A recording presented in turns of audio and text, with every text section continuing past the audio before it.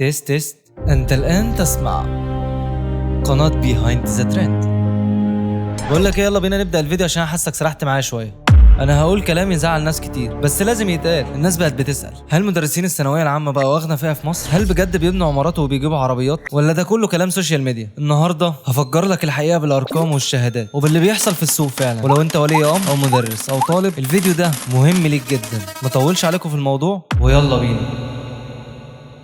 في اخر فتره ازاي السوشيال ميديا خلقت صوره جديده عن مدرسين الثانويه العامه. انتشار فيديوهات مدرس عامل مركز ب 4 مليون جنيه وشائعات ان مدرسين معروفين بيجيبوا عربيات BMW وبيستثمروا في عقارات، واولياء الامور بقى مقتنعين ان الدروس تساوي منجم ذهب. طب هل ده حقيقي ولا صور اتضخمت بسبب التيك توك والريلز؟ ما نطولش عليكم وندخل في الموضوع على طول. ربح المدرسين فعلا قد ايه؟ وهنا هنقسمها لثلاث حاجات. اولهم اسعار السناتر في مصر. متوسط الحصه للمدرس المشهور من 60 ل 150 جنيه للطالب. عدد الطلبه في القاعه بيوصل ل 300 طالب في السناتر الكبيره. تعال نحسبها حساب سريع. حصه واحده في 300 طالب في 80 جنيه يساوي 24000 في الساعه الواحده. ندخل على تاني حاجه معانا، المدرس عنده كام حصه في اليوم؟ مدرس مشهور من 3 ل 4 حصص، يعني هنضرب نفس الرقم ده في 4. عارف طبعا ان الرقم هيكون ضخم. والمدرس المتوسط من حصه ل3 حصص في 4 ايام. ادي لك بقى الجزء الثالث. بس هل الرقم ده هو اللي بيخش جيب المدرس؟ لا طبعا. وهنا نبدا تفصيل المصاريف. ايجار سنتر متوسط بيكون ايجاره من 80000 ل 200000 شهريا، والاضاءات والكاميرات. تجهيزات التصوير بتكلف من 150 ل 300000، زائد العماله اللي هي بتكون اداريين ومحصلين ومشرفين وامن وتصوير ومونتاج. وهاك تنسى طبعا نسبه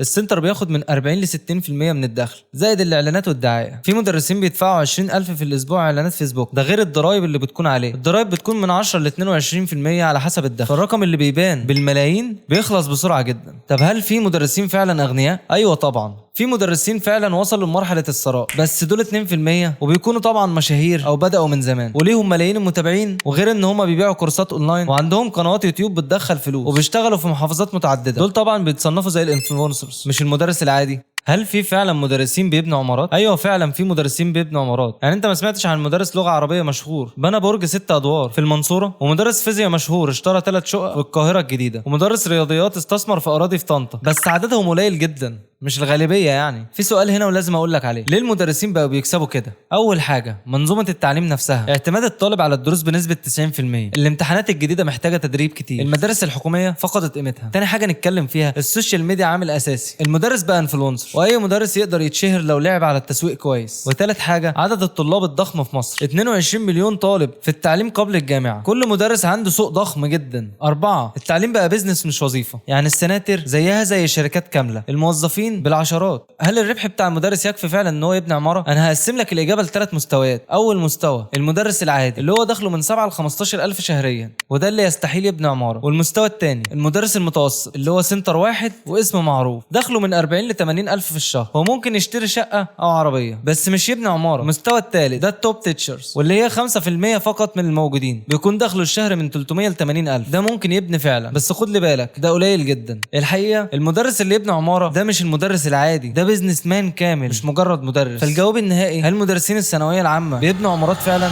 ايوه في منهم بس مش الاغلبيه، ومش حتى 10% منهم. اللي وصل للمستوى ده هو اللي فهم السوق وفهم التسويق وحول نفسه من مدرس لمؤسسه كامله. قولوا لي رايكم في الكومنتات، هل انت شايف ان المدرس يستحق الفلوس دي ولا الموضوع خرج عن السيطره؟ اكتبوا رايكم في الكومنتات، ولو استفدت اعمل لايك وشارك الفيديو علشان يوصل للناس اكتر. عاش يا بطل انك وصلت لهنا، وبكده اقدر اقول لك سلام.